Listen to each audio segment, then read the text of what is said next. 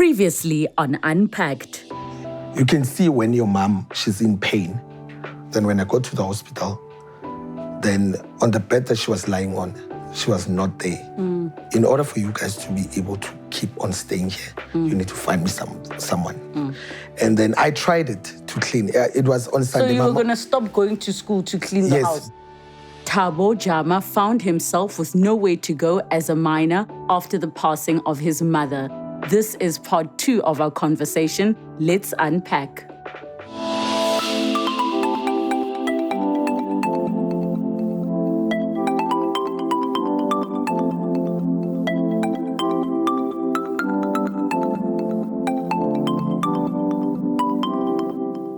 And where were you at the time? I was on the street, I remember. I was on the street. I remember I was something called door to door. Door to door. If I'm comfortable, there's food, there's everything, I stay.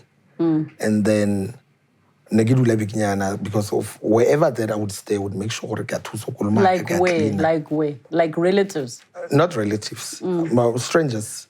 Hence I said to you, there were people that I used to ask money. So some, they looked familiar. I would tell them my story. They would feel they would take me in until I decided, because of, I remember there was this guy, even if when I close my eyes, I still remember him. And then he said to me he wants to sleep with me. I knew there was something wrong immediately when he said that. And I just wanted money. So now you're offering me something else. I was young, I'm scared. We don't know what's going to happen. I ran, do you understand? And then I met another person, and then they offered me a place to stay. And then when we were there, he also wanted to do the same thing. Then I disagreed, and then he kicked me out. And then there were friends that I knew who were sleeping on the street. Then I would mostly chill with them, do you understand? I know most people would ask me, where was your father? My father was there. We never had a good relationship with my father. To whatever circumstances, I don't know them. Even today, I do ask myself, what went wrong? To understand. Most of the things, I had to do them myself. I was even scared to ask my father because I knew the response. So me being on the street, me begging, it was comfortable. I was comfortable because I knew if I go out there and ask, I will definitely get what I want. Yeah. So how much about would you get in a day for begging? Probably 40 rand, 50 rand. It was enough. For me, it was enough. Because what did you need to do? What did you do with the 40 or 50 rand? I would buy food. I remember there's a lake whereby we used to bath there with this other friend of mine. So I would buy lots of tlapa. I understand. Every money that I would make, and then I would go to my younger brother because I knew where I left him. And then I would give me that's one. I understand, because remember, because people were getting impatient because I'm not providing, I'm not giving anything. So I would make sure whatever little that I had, I would definitely go and see him. Yeah. So that's when this whole street thing started, where I said I felt very comfortable on the street. It was very comfortable for me by that time. Yeah. And also, is it fair to say it was comfortable that you don't feel like you're burdening anybody else? It was fair. The word burdening, it was too big for me by that time. Hence I said I didn't understand what was happening. But now, for the fact that whatever little that I would give to my brother, it felt okay. It just felt okay. Okay, I'm here with someone who's in the same situation with me. We understand each other. That was the most important thing. Why were you not able to go to social workers to try and get to go to an orphanage? I went to social development. I remember. I went there.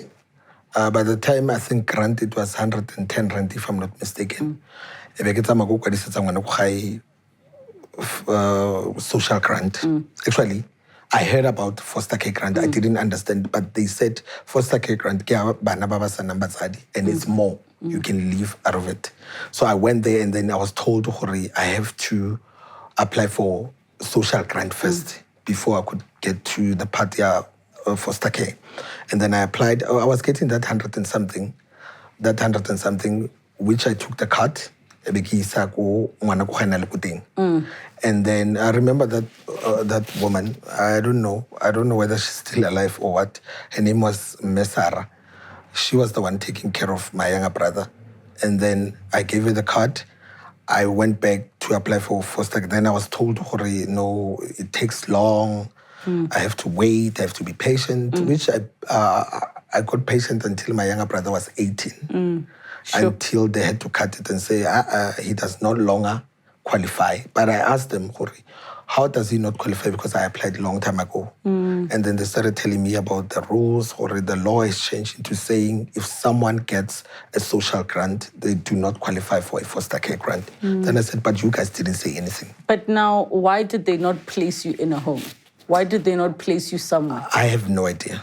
Sure. I have no idea. I'm not going to lie. Because the only time home and everything came to my mind, it was when Mesara's children or something, I can't remember, they came and say, what if one was then what do I expect the Sure. And then I came and took him, and then that's when homes and everything came to my mind. And then I remember I approached one of the, I don't know, homes.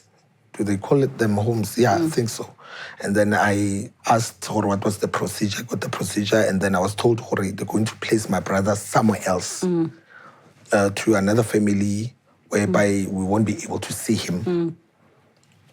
Then I agreed. I was given the forms. Remember, I was now 18, 19, because now I can be able to sign. Yeah. And then I took the forms. When I got home, I was like, imagine they're going to take him. I'm no longer going to see him. Then, and wait, where was home at that time? Because you're saying when you got home, where was home? When I say home, it was, I remember Mam Sarah Yeah. And then there was this white lady, Yes. Miranda. Miranda, apparently my mom used to work at Miranda's mom's house long back. And then Miranda took me in. I was staying in a garage. There's a garage. She didn't have a car. She had a small garage, some few things inside there. And then she said, Simon, the only thing that I can give you is to sleep here, but you're not going to sleep here for long. Because Kevin will be coming in the next 1 year. And whereby he has to pack this car, but you can stay here. Yeah. Then I took my brother. It was not far from Miranda's house. It was in the same area. Then I went to take my younger brother. We came. So hence I'm saying when I got home with him, I showed him the house. Now we're staying here. Understand? And then when I checked the forms, some of the words I didn't understand them. But I knew he's going to be taken away. Then I decided not to go with it. Yeah. Because I felt, why should I give him away? But it was not because of, it was me choosing to. It was the situation. It was tough. Yeah. So when did you eventually find, somewhere to call your own? Time went by, and then I stayed with Marenda. Then I kept on begging. Remember, it was in me. And our feta school? I got feta school. I'm begging money. Remember, it was something that I was comfortable with. Yeah. Started begging, and then I met my mother's old friend. I remember that lady. She used to come go high, where my mom used to work. And then she asked me, Thabo, where now? Then we started, where's your brother? Where's your mother? What's happening? And then she was like, no, only ID. Yes, I do have an ID. No, I know someone from a certain store. I can help you. I thought maybe she was just bluffing. Understand? She was just saying it. And then she asked me, then I said, go right now. I'm supposed to be leaving. It was like almost a year. Yeah. Next month, so I'm not sure. But because there's a certain corner where I used to stand and ask money. Yes. On a daily basis. And then she came. It was after a week she came. And then she said to me, on a CV, I said, no, I don't have such. I didn't even understand what CV was for. And then that's when everything, she started helping me. I can't take you home because he wouldn't understand everything, but I will try. And then it never took her a week. And then I got a call from Truett's. And then I was asked for an interview. I came. Apparently, the only interview, probably they thought I couldn't understand English. Yeah. They only said to me, we give you this doll. Can you please dress this doll? Yes. And then I remember there were 3 undressed dolls. I dressed them, this almost similar dresses like yours, but it was summer. And then apparently the lady was very impressed. And then I was given a contract. It was a casual contract. That's when I started working. And then my renter said, no, because now you are working, you can pay rent. Then I said, okay, no, it's fine. I understand. And then she said I must pay something like 150, and I was getting paid 450 a week. Yeah, that's when everything started. And then I moved out, looked for another room somewhere else. Took my younger brother, Ansaya Skulung. And then, applied for another job. I got lucky, got that job. Got another job until I got a permanent job. So kanyane. Yeah, I started, because I remember now I'm being clever. Now I understand, this is how you apply. Do you understand such things? And then I got a permanent job. Okay, I didn't understand. I was getting paid 1.2. It was the first time I got 1.2 in my life, because remember I was getting 450 and everything. So 1.2, it was, I felt it's a lot. It's a home-based care, nearly home-based care. It was full-time. You were getting food parcels on a monthly basis. Then okrali your stipend. So what was happening now with your younger brother? Hence I said, we went to the family member that I was introduced to. Hence it was my younger brother's aunt. Then when we got there, she asked me a question, how do you know Butaka? Then I said, your brother nadula mama. And then they said, hey, why suddenly all these years so I remember I'm young, I can't even argue with her. Then I left. And then I remember on our way, we were walking to a taxi rank. I said to my younger brother, one day I don't know when, but it's going to be fine. And then he replied by saying, then we went back home, and that's when Lanza school, and then and then there was a course in a trauma counseling. But only a short course. Apparently, there was someone who was supposed to attend that course, and then they decided not to.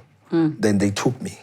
I went, and then I did the course. I passed. I got my certificate as a trauma counselor, and then I felt, now it's time for me to start looking for another job. So, at what point did you eventually have your own place, your own home?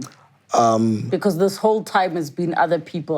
Yes, the only home that I had, it was that room that I rented myself. Yes. That was the home that I had. So I met this lady again who gave me an opportunity and said to me, listen, I've opened a lodge. I need someone, a receptionist, to come over and work there full time. Then I went there. And then after being there, I started getting paid, I remember it was 6,000. Then I was like, what? 6,000? Then I started working, started budgeting. Started putting money away. Now life is good. Raja, everything. I'm still with my brother, happy. Did he eventually finish school? He did. And then, life started, and then bought myself a first car. I remember, because I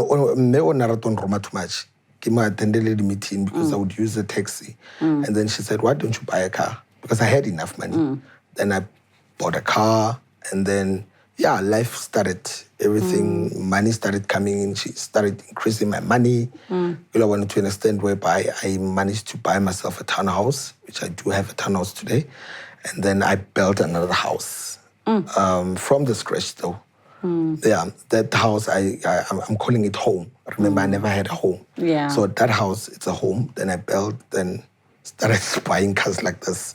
Because remember, I would, whatever amount that I would have, I would get get a lot of increasement and all that. So yeah, that's when everything, it toma ipulega, goba monate. Like now we're starting to live like normal people now. How did you deal eventually with your mother's death? Because it happened while you were basically trying to figure out what's going to happen with you and your brother. Remember when my mom passed on, I didn't cry that much. I only started crying when I was organizing tombstone. Yes. Because I said, I'm going to rebury you. So I wanted the most expensive tombstone. I want to making sure, I understand. And then I did that. That's when I started crying. The reason why I was crying, I said, you remember, I was at the graveyard. I said to you, you remember what I promised you, and it's happening today. So yeah, that's when the crying started happening to say, actually, the promise that I made to my mother is now happening. Because all these years, and everything. So yeah, so God gave me the strength, then I managed. What would you say you learned about people begging on the streets? I've learned that and one thing I'm going to say to you, Kohore, I say thank you to poverty. I know some people would be asking, what does it mean? Poverty made me who I am. It made me who I am. I'm not saying poverty is okay, but what I'm saying is it has made me the person that I am. Today, I'm this wonderful person. I understand when someone says I'm hungry. I understand when someone says I've been rejected. I know the feeling. And another thing, I'm not a selfish person. That's one thing that I love about myself. As come as you can see me, this is who I am. And I've opened an organization called Black 888. I know some would say, game Black 888. All those 38 is my date of birth, 1988-0828. So it's an organization, it's a non-funded organization that I've opened. I'm trying to change people's lives, even though it's a bit difficult. Because remember, everything that I'm doing out of my own pocket. There's no sponsor, there's nothing. I've tried many things. I've tried sponsor way, asking people, but things are not going according to me. But the little that I have, I'm willing to share. I do call people out of the street, give them free trainings, certificates of security. Some they do have metric, those who are on the street. It's a body computer lesson and everything, in order for them to be able to go out there and look for jobs. Do you think that South Africans treat people on the streets badly? They do. They do. They do treat people badly, because some people, when they come and give you something, they expect something in return. They're not just giving you because they want to assist. People, they can look down on you. I had a lot of people who looked down on me. Some today, they come to me and look for an assistant, even including family members. They do come. Did you ever speak to your mom's employer again, the last one that she was with, that you were living with? Did you ever I once went there. I remember I once went there. They're no longer there. They no longer stay there. So I haven't seen them in years. Final words to South Africans and viewers watching? What I would love to say to everyone is that you need to be patient. You need to pray. You need to be selfish with yourself, not to other people. Without praying, you can never reach your goal. The only way for you to reach your goal is to have faith. Wherever where you are staying now, whether it's an informal settlement, wherever you are, know that anything is possible. If I'm sitting here, mostly speaking to Batubako Taralton, where I grew up, that's where I am from. I usually don't say to people I'm from the suburbs, but I say I'm from Taralton. Everyone who goes to Taralton, you know me, I drive always there. I'm always with you guys there. what I need you to do is that, as much as most of you know my life, or whatever that I'm saying here is true, it means you can pick up from Nna to see where anything is possible. That shack that you are staying in, please bear in mind permanent you will get somewhere. Yes. Yo, thank you so much for coming to talk to us and for sharing your story and how, you were able to overcome such adversity. I really appreciate it. No, thank you so much for having me. #Unpacked with Relebogile. It's so difficult when we know that on our South African roads, in our South African cities, there are so many people that are on the streets begging. I think it's so painful when you see children that are begging, children that should be in school. But as our guest today has already shown, that there is a possibility for hope, that there is a possibility for there to be a different outcome. And I hope if you are watching this, that you're inspired not only to reach out a hand to those that could do with your help, but to hope for better for yourself. Thank you so much for joining us. Have a good night. Next time on Unpacked. I immediately also thought that I was going to die. Even the oncologist at the hospital at that stage told me that it is terminal. And I would carry a pump with me just to pump to drain the bad blood out. And what has that done for how you feel about yourself and your self-esteem and self-confidence? And yeah, that was the trauma of how I would be seen. Would I still be beautiful?